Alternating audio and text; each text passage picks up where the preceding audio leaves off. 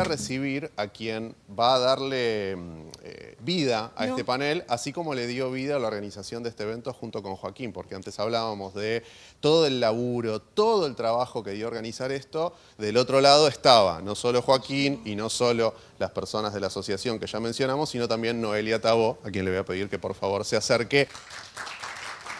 Fuerte aplauso para Noelia. Ocupa su lugar Noelia.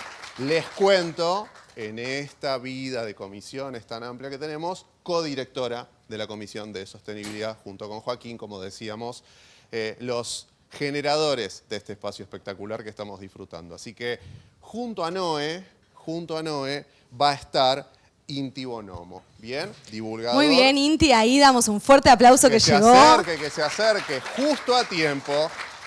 Justo a tiempo. Bienvenido. Se sienta, acompaña a Noé. Yo cuento, profe, docente, experto en ciencias ambientales, alguien a quien le gusta hablar con lenguaje claro. Ahora nos lo va a demostrar. Le gusta hablar de crisis climática, de cambio climático con claridad. Esa actividad también la lleva adelante en Desde Adentro, su fundación, de la que quizá ahora nos cuente un poquito. Sí, y también nos va a acompañar Julián De Angelo. ¿Sí está? Hoy acá. Adelante, Julián. Adelante, Julián. Julián es director de Senarsec, de la Facultad de Ciencias Económicas de la Universidad de Buenos Aires. Y este panel es uno de los que a mí más me gusta en cuanto a nombres porque se llama Oportun Crisis, ¿no? Y es un poco de los que nos van a hablar ellos hoy acá. Bien, te los dejamos, Noé. Todo tuyo. Muchas gracias, Mili, Diego. Bueno, Oportun Crisis, se devela el misterio. Un placer tenerlos. Qué nervios, Inti. Muy jugado. Bueno, enorme agradecimiento al Galicia, enorme agradecimiento especialmente a Sofi. Estamos hoy en este panel que dimos en llamar Oportun Crisis, más allá de las referencias simpsonianas para aquellos que la hayan captado. Pensamos en este término para qué, para de alguna manera capturar la ambivalencia que caracteriza esta coyuntura o este contexto que estamos teniendo hoy, ¿no? Donde por un lado hay un riesgo enorme de retrocesos, por otro lado hay también una crisis o una crítica muy dura a las agendas ambientales, sociales, y por otro lado también hay movimientos geopolíticos que impactan directamente sobre la agenda de sostenibilidad de las empresas. Entonces, por un lado tenemos esto, por otro lado tenemos nuevos actores emergentes, nuevas responsabilidades y la enorme oportunidad, o quizás la oportunidad histórica que surge para la empresa y quizás el sector privado en general, de asumir un nuevo liderazgo y tomar la posta sobre ciertos temas que antes requerían de cierto financiamiento, ¿no? Y desde este punto de partida me gustaría abrir la conversación e invitar a Juli a preguntarle un poco si estamos frente a un retroceso estructural de la agenda ambiental y social, obviamente, ¿no? ¿O se está reconfigurando el poder global?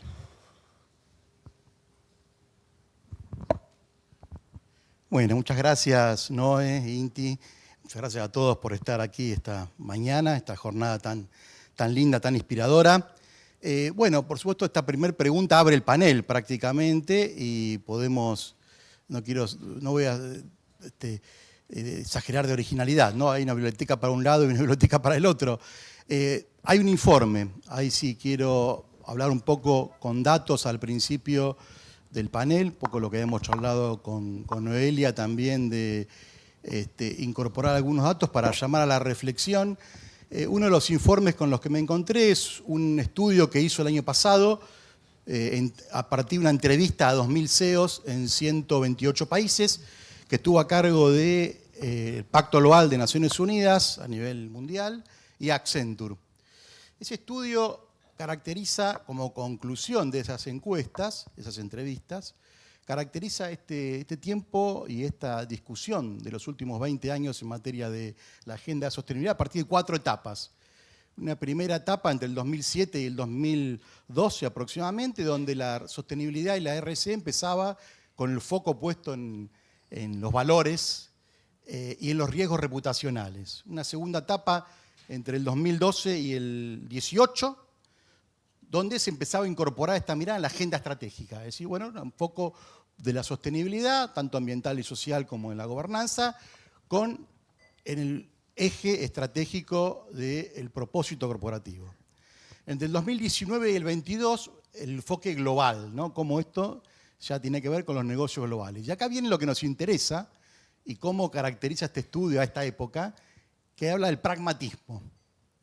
El pragmatismo en el sentido de cómo afrontar esta crisis que estamos atravesando ahora, que está caracterizada también, de acuerdo a lo que dice la secretaria general del Pacto Global, Sanda Ojiambo, hay diferentes factores que caracterizan la crisis. ¿Y por qué? Entonces, en este contexto de crisis económica, una inflación post-pandemia, un estancamiento económico agravado por el tema de los aranceles, las guerras en Europa, en Oriente, también una crisis climática, o sea, la crisis económica se solapa con otras crisis que no se han solucionado para nada, ¿no? El año 2024 ha sido el más caliente de los últimos años. Bueno, seguramente también INTI va a profundizar sobre este aspecto, una mayor desigualdad, etc.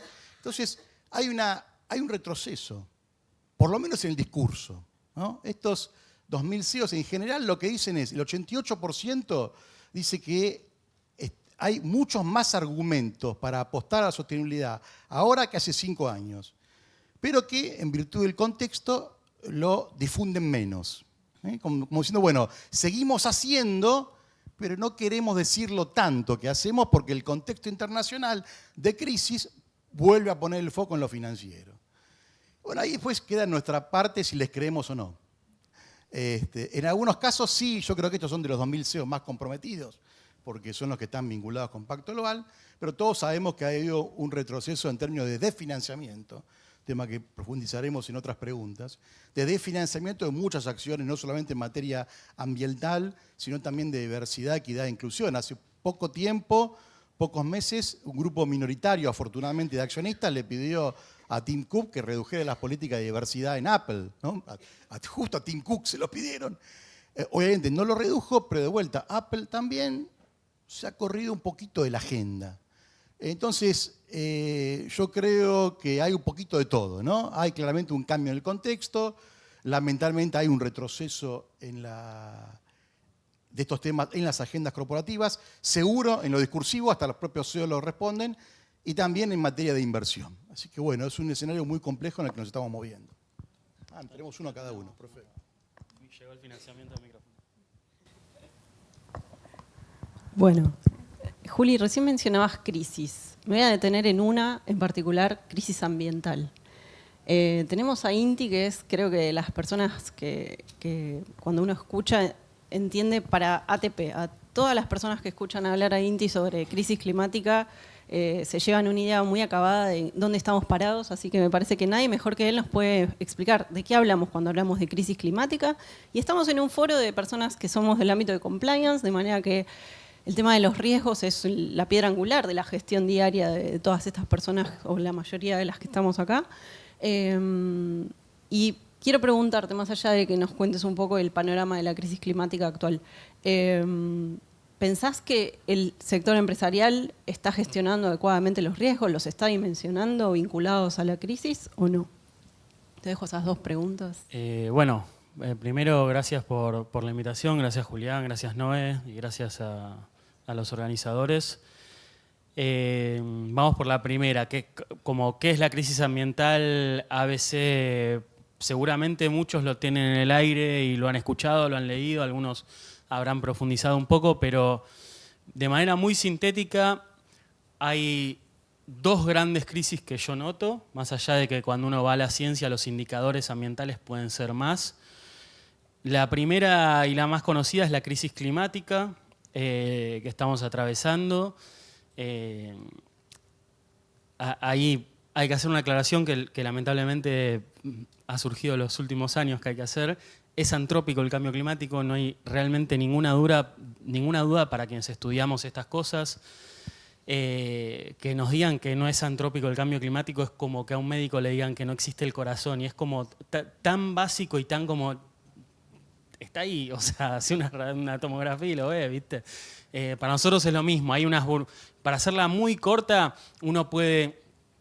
La manera que tenemos de medir el dióxido de carbono, que es el principal gas que causa el efecto invernadero, uno hace un agujero en el hielo en alguno de los dos polos, la NASA hace esto puntualmente y empieza a ir para abajo, y a medida que va para abajo se va encontrando con hielo de las eras geológicas anteriores. Cuanto más profundo, más capas de hielo hay abajo, entonces cuanto más profundo cavás, más antiguo es el hielo que estás recuperando, y en ese hielo hay burbujas de aire, y simplemente medimos el dióxido de carbono atrapado en esas burbujas de aire, y con eso podemos rastrear todo el dióxido de carbono a lo largo de la historia, y además podemos saber qué tipo de dióxido de carbono es, y acá no me voy a meter en temas más complejos, pero hay una firma de cuando el carbono es carbono 12 o es carbono 14, que es un isótopo del carbono, y es muy claro que cuando falta el carbono 14 en el actual es porque viene el combustible fósil, y cuando lo vemos en esas profundidades ese carbono 14 por ahí todavía está porque estaba congelado, y es muy claro que es antrópico. Si alguno tiene una duda me puede escribir y le mando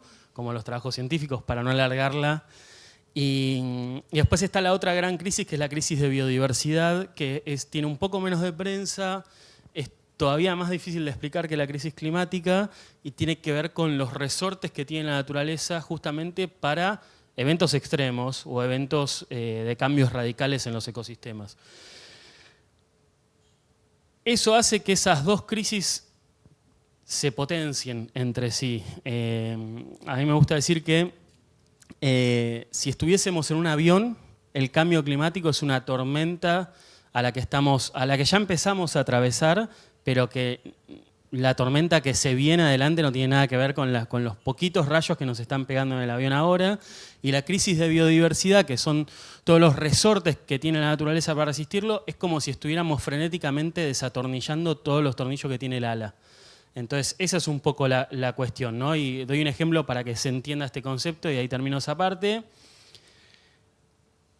Cambio climático, más lluvias, más eventos extremos. Vieron que ahora llueve, la mayoría de ustedes son de Buenos Aires, ¿no? Bueno, vieron que ahora llueve medio tropicalmente, esas lluvias que por ahí duran 20 minutos y se llovió todo, se inundó todo, y después sale el sol. Bueno, ese tipo de eventos extremos de más intensidad en menor duración es bien típico del cambio climático que está trayendo en nuestra región esas consecuencias. Y el arma que tenemos para eso son, por ejemplo, los humedales. Humedales que estamos convirtiendo en countries, humedales que estamos convirtiendo en campo de soja, humedales que estamos convirtiendo en ganadería. Y que después nos quejamos que viene la sequía más importante de los últimos 50 años, de los últimos 100 años, pues, porque es hasta donde hay registro, básicamente, y decimos, no, bueno, pasa que ahora, ¿qué vamos a hacer con los dólares si no entraron los dólares del campo con la sequía? Bueno, todas esas cosas que están empezando a aparecer como anécdotas, en realidad son parte de una escalada de consecuencias que estamos empezando a sufrir. Y para responder cortita a la segunda pregunta, si seguimos avanzando en la dinámica del panel, si creo que las empresas están considerando bien los riesgos, muy poquitas. Quizá hay algunas que sí, hay algunas que la ven y creo que van a sacar una ventaja competitiva no menor, pero creo que estamos fingiendo demencia con todo este tema. Cuando uno ve las proyecciones climáticas, son realmente alarmantes en ese sentido, y hay poca gente que se lo toma en serio, la verdad. Bueno, un panorama claro. Hemos pasado de habitar el mundo a dejarlo, así que está bueno llevarnos un poco algunos conceptos. Les pregunto, ¿están viendo un cambio en la narrativa pública de sostenibilidad? ¿O a los dos? El que quiera. Bueno, sí, por supuesto, un poco retomando lo que veíamos en la primera pregunta y lo que planteaba recién Inti, lamentablemente a nivel global, ¿no? Hay un cambio muy fuerte en la presión narrativa. Yo hace unos años, en un libro que tuve el gusto de editar con México, decíamos, bueno, hemos ganado la batalla de las ideas y nos falta ganar la batalla de la práctica. Es decir, toda la gente estaba convencida de que esto era el camino, pero no todos se atrevían a implementarlo. Ahora, ¿no? Un poco lo que dice, como arrancó Inti, ¿no? Queriendo convencernos de que la rueda es redonda. Todavía tenemos que convencer que la causa del cambio climático es antrópico, que no está bien discriminar a la gente, ¿no? Hay temas que estamos retrocediendo a discusiones absurdas. Afortunadamente, de vuelta, vaso medio lleno, medio vacío, afortunadamente quedan todavía en el mundo empresas, tanto grandes como pymes, y eso me interesaba también plantear, ¿no? Hay muchísimas pymes interesadas. Nosotros para las pymes es difícil encontrar en Argentina momentos que no hayan tenido crisis, porque o fue una crisis general o fue una crisis del sector porque se abrió, se cerró tal o cual importación o arancel. Entonces, siempre hay momentos de crisis. La verdad que nosotros desde hace muchos años, más de 10 años, venimos trabajando, capacitando a pymes y son cada vez más. Así que hay mucho interés también en las pymes en reforzar esa agenda y en atender también a las demandas de las grandes empresas en materia de cadena de valor. Y eso nos da esperanza de que podemos resistir este embate, este ataque a la agenda de la sostenibilidad en su conjunto, no solo en temas ambientales, sino también en temas sociales o en temas de ética y gobernanza, ¿no? El pensar que ahora todo lo puede resolver el mercado con las propias reglas del mercado, ¿no? De vuelta a reforzar esa vieja disyuntiva que muchos creíamos ya superada entre democracia y mercado, donde en la democracia el régimen es participativo y plural, y en el mercado es un régimen verticalista, y entonces todo se puede solucionar de diferentes maneras. Entendemos que todavía hay posibilidad de volver a un debate racional en la agenda y que muchas empresas, tanto grandes como pequeñas, están resistiendo de manera muy positiva. Gracias, Juli. Inti. No, respondiendo a la pregunta, claramente sí, hay un retroceso y hay un cambio en términos de narrativa.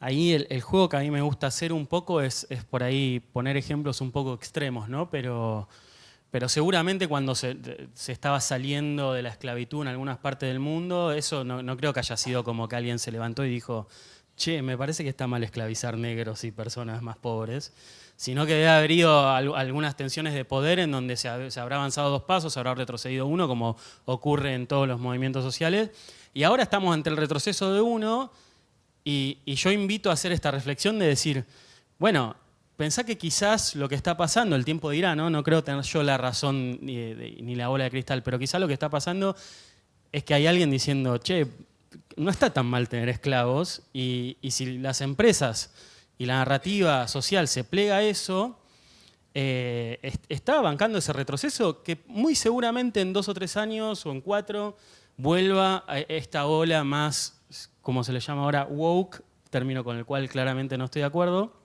en donde digamos, che, no, pará, sí estaba mal tener esclavos y creo que eso es lo que está pasando, pero con un agregado no menor, que es que ahora queda todo grabado y queda todo en el archivo de la internet y demás. Entonces, mi invitación a las empresas es a pensar de que subirse a esta ola de retroceso social va a tener un costo grande. Nosotros hicimos un estudio cuando yo trabajé en UADE hasta el año pasado y habíamos hecho un estudio de encuesta de opinión pública y una de las preguntas era, ¿pensás que, y ahí poníamos gobierno, instituciones, bla, bla, bla, bla, bla, empresas están haciendo algo con el cambio climático o son algo con el ambiente o son culpables de los problemas ambientales? Y las empresas eran la imagen más negativa que teníamos. En un contexto en donde la política tiene una altísima imagen negativa, donde hay una crisis de representación enorme, las empresas estaban más negativos, tenían más de un 85% de respuesta de son las culpables, no están haciendo nada. Entonces, ahí yo creo que justamente hablando de riesgo, creo que plegarse por demás a esta ola de retroceso, creo que va a tener un costo grande.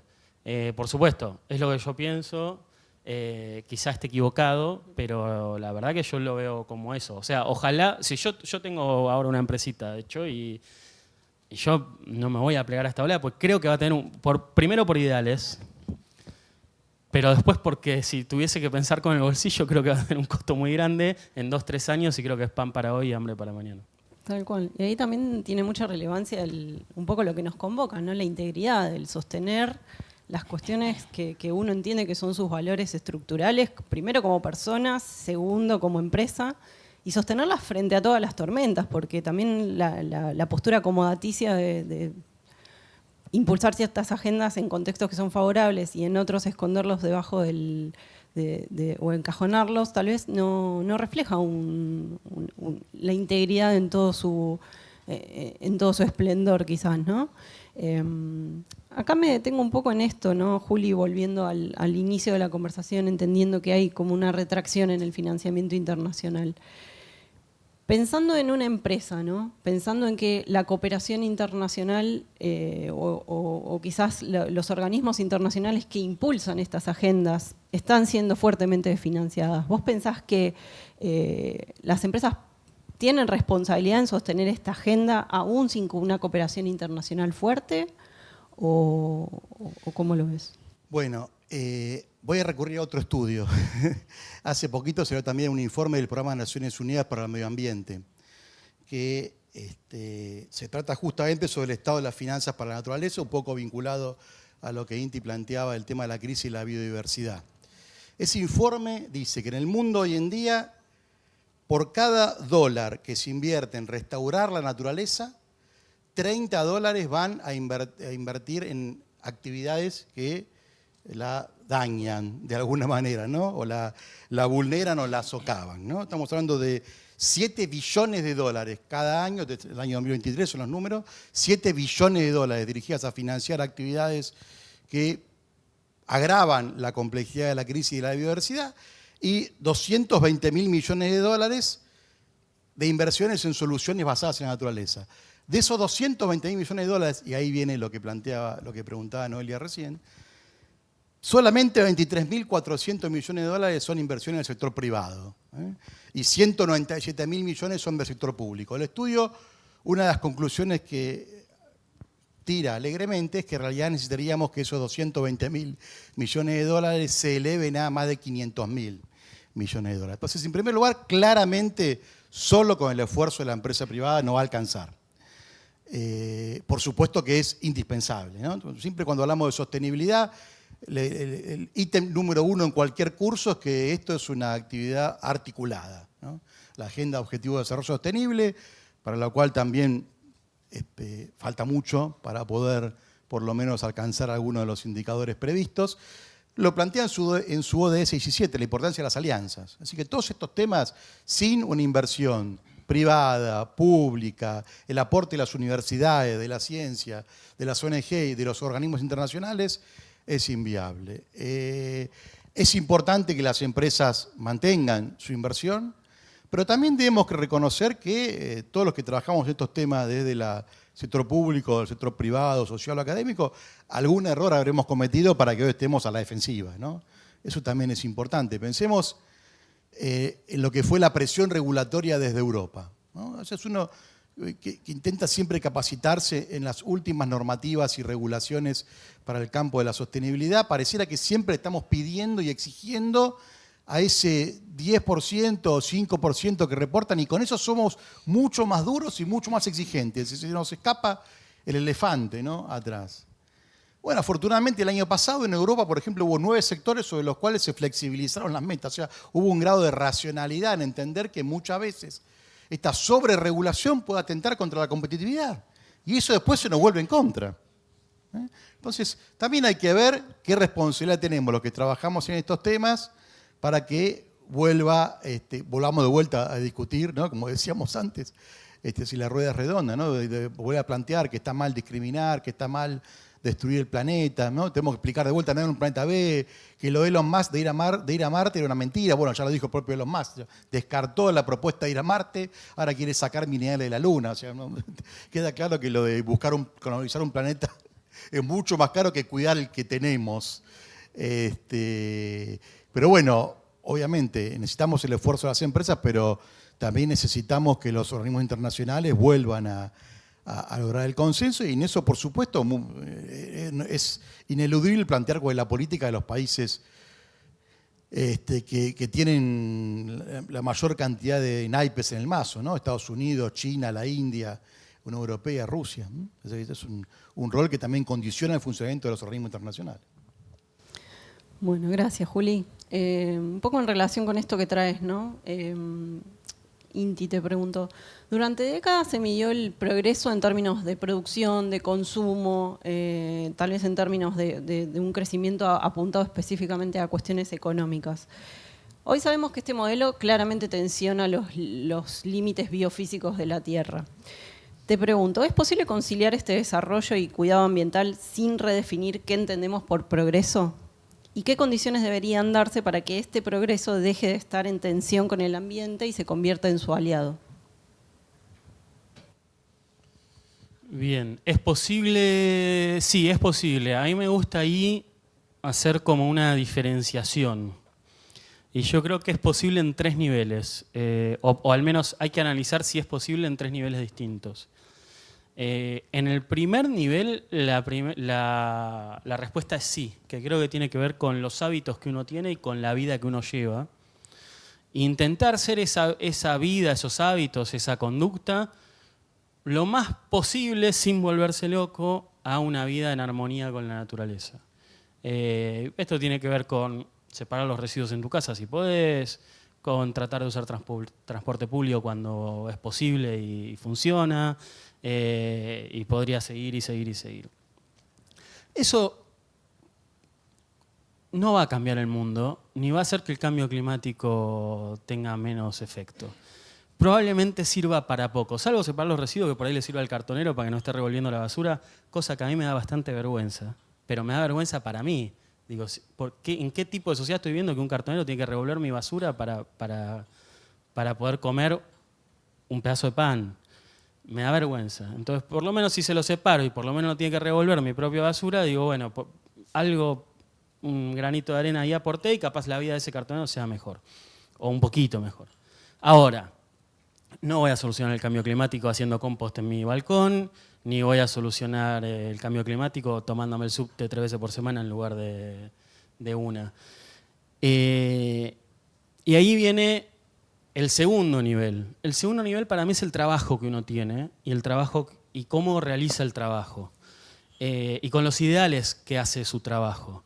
Y ahí hay una cuestión de posibilismo muy claro, ¿no? Uno no puede venir a, no sé, no puede ir al gerente general del Galicia y decirle basta de financiar cosas contaminantes, pues vas a quedar como un nabo, probablemente te quedes en la lista roja y eventualmente te terminen rajando. Y eso no te sirve ni a vos, ni a la empresa, ni al ambiente. Pero sí uno a veces puede tensionar un poquito. Y puede decir, che, ¿esto no te parece mejor si lo encaramos de esta otra manera? De cada 10 veces que vienen malas, en una decís, che, me parece que esto no está bueno. Y ahí yo eso lo hice en mis trabajos y rara vez tuve castigos por eso. Porque cuando uno plantea las cosas de forma racional y propositivamente y lo hace con coherencia y ubicadamente, en general hasta la otra persona dice, che, es verdad, muchas veces esa mala política empresarial responde a nadie lo pensó. O che, la verdad que sí, no nos dimos cuenta que pasaba esto. Y cuando viene la solución, eso sí es importante, tratar de plantearlo con una solución atrás. Es como, mira, bueno, sí, por ahí podemos sumar un aspecto. Y el tercer nivel, y con esto termino de responderte la pregunta, entonces creo que hay un segundo nivel ahí de tratar de sumar un poquito en nuestro día a día laboral, amén de también eventualmente buscar empresas en nuestro mismo rubro que hagan mejor las cosas. Y el tercer nivel es el nivel político, y no le voy a eludir la pregunta por más que por ahí sea políticamente incorrecta. El tercer nivel tiene que ver con que los grandes cambios sobre si vamos a solucionar el cambio climático o no van a tener que ver con decisiones estatales y multilaterales. Y entonces, desde ese punto de vista, sí nos interesa el ambiente y sí realmente es una prioridad dejarle habitar un planeta mejor nosotros y dejarle un mejor planeta a nuestros hijos, a nuestros nietos, etcétera, etcétera, y ser un mejor, para mí, conciudadano. Hay que elegir opciones políticas que no tengan delirios místicos sobre el cambio climático, por ejemplo, porque eso después repercute en que cuando vamos a la COP, que es el espacio multilateral para tener acuerdos mundiales sobre si solucionamos o de qué manera solucionamos el cambio climático, la delegación no aparece, no puede decir cosas, no hay suficiente gente, no está formada. Entonces, lamentablemente, si eso es una prioridad para nosotros, tiene que mandar el voto también. Ahora, estará el que me diga, para mí no es una prioridad, o la prioridad para mí es otra, y elige esa opción, y es respetable desde el debate político, ¿no? Pero yo digo, si realmente te interesa esto, deberías también ver la forma de, con tu voto, no alimentar estas opciones que vociferan retrasos. Tal cual. Bueno, vuelvo a Juli. Si tuvieras que elegir una prioridad estratégica para el sector privado en este escenario, en este contexto que estamos conversando hace un ratito, ¿cuál sería y por qué? Bueno, esta es la pregunta para pelearse con todo un... Porque elijo una y todos los demás dicen, ¿por qué no elige la nuestra?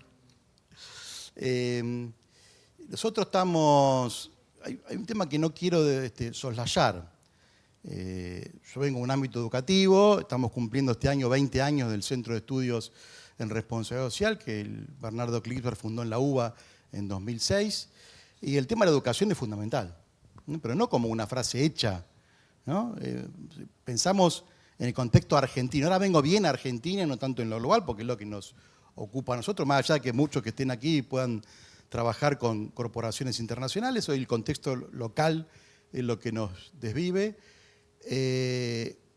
Tanto en materia de la revolución, la cuarta revolución industrial de la inteligencia artificial y la robótica, como en la problemática social que tenemos hoy en nuestro país, son temas que van a impactar en la formación laboral de los futuros argentinos. No sé si decir trabajadores, emprendedores, el nombre que ustedes le quieran poner, habitantes del país.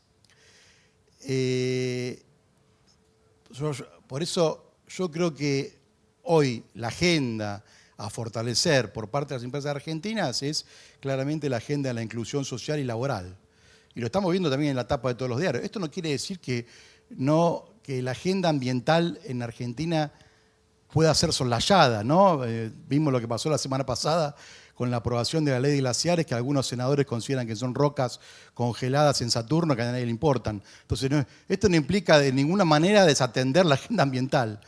Pero creo que hoy hay muchísimo que las empresas pueden hacer y que son empresas que por ahí no trabajan concretamente en actividades de alto impacto ambiental, como lo que es la energía, petróleo, transporte, etcétera, y que pueden hacer un enorme aporte a la sociedad en materia de inclusión sociolaboral, y esto también viene en la mano de la formación laboral y de los nuevos oficios. Y creo que un poco la cosa podría venir más por ese lado. Yo hace unos años, hace 3, 4 años, hicimos un foro en el Congreso, un foro de responsabilidad social empresarial, donde convocamos a diferentes actores de la política, las empresas, cámaras, y bueno, hubo un orador del sector público, que además no lo había invitado yo, que habló respecto a la complicidad de las empresas en la última dictadura cívico-militar. Uy, me llovieron críticas. Pero un poco, esto tiene que ver un poco con lo que planteaba recién Inti también, ¿no? Hoy no estamos en el marco de una dictadura cívico-militar, pero sí estamos en un momento de fuertes decisiones, donde la sociedad nos va a pasar después de la factura, a ver qué hizo esta empresa en tal época. Nosotros en la pandemia de la Universidad de Buenos Aires hicimos un reglamento de banco de buenas prácticas con esa idea, es bueno, la gente dentro de poco le va a cuestionar a la empresa a ver si se la jugó o no, cuando la gente la pasaba en su peor momento, encerrada en una casa, sin poder trabajar, en muchos casos con suspensiones, sin poder, cuentapropistas sin poder tener ingresos. Bueno, ¿qué hizo la empresa por mí en ese momento? Bueno, en poco tiempo vamos a preguntar también a las empresas, ¿qué hicieron las empresas por el planeta, por la sociedad en estos momentos, ¿no? En un momento donde está creciendo el desempleo, donde crece la exclusión, donde crece la desigualdad, bueno, ¿quiénes se la jugaron? Y yo creo que eso la gente lo va a reconocer y lo va a premiar. Así que es una oportunidad, en esta parte de la crisis, ahora en la parte de la oportunidad, ¿no? De poder reconstruir esos lazos de confianza con la ciudadanía. Bueno, para ir cerrando, pues ya estamos un poco sobre la hora y ya lo tenemos conectado también a Joan Melé, nos está escuchando. A modo de cierre, les pregunto a ambos, y un poco honrando el espíritu del panel, ¿oportunidad o crisis este contexto? Hay que jugársela. Saben que es un mito, ¿no? Lo de que la palabra que en chino crisis y oportunidad se escribe igual, bueno, es un mito. En realidad los chinos escriben con ideogramas y bueno, hay un ideograma que está dentro de la palabra crisis que se usa para oportunidad, pero no es. Así que el chiste de los Simpson está fundado en un mito. No voy a ser original.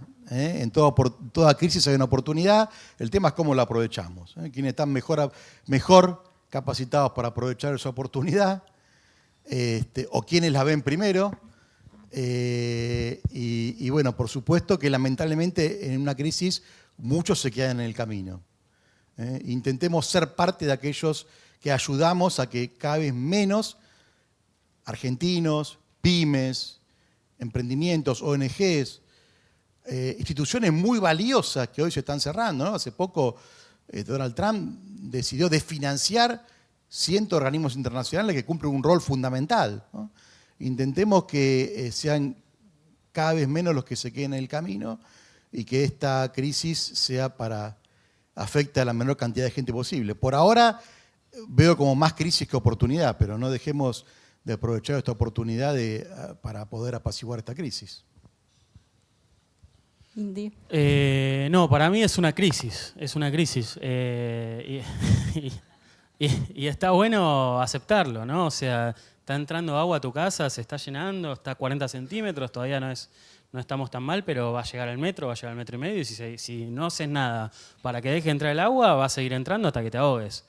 Estamos en esa situación, está a 40 centímetros del suelo y el agua sigue entrando, y en lugar de estar viendo cómo dejamos que entre menos agua, estamos abriendo más ventanas para que entre más agua. Ahora, sí, lo que voy a decir es que cambiar las relaciones de poder en el mundo, no hay muchas ventanas. No es que vos haces las cosas bien y tu país va a ser desarrollado. Eso es una mentira. O la región va a ser desarrollada porque caigan 5 buenos presidentes de la ideología que sea, ¿no? Es difícil, es muy difícil hacerlo porque hay condiciones de poder estructurales, que hay 7 países, 8, 9 que tienen el botoncito de la bomba, y cuando querés decir que vos vas a producir tal cosa, si el otro no quiere, te dice, no, flaco, el que tiene el botoncito soy yo. Este tipo de esquemas de crisis hacen que se abren ventanas en donde de repente, en un intersticio, vos podés de repente posicionarte de una manera distinta en el tablero de la geopolítica global. Eso es lo que hay que aprovechar. Y ese espacio es muy chico y está solo destinado a los audaces. Yo no he encontrado esa persona audaz todavía en este país que nos pueda liderar a ocupar uno de esos intersticios, pero quizá esté dentro de esta sala, o quizá dentro de esta sala haya herramientas para aportar a que esa persona audaz llegue a donde tiene que llegar, para aprovechar la crisis para poder hacer un cambio estructural. Sí, y también ahí para cerrar, reivindicar el poder que tiene cada uno desde su rol y desde su empresa, por grande o pequeña que sea, de traccionar esto.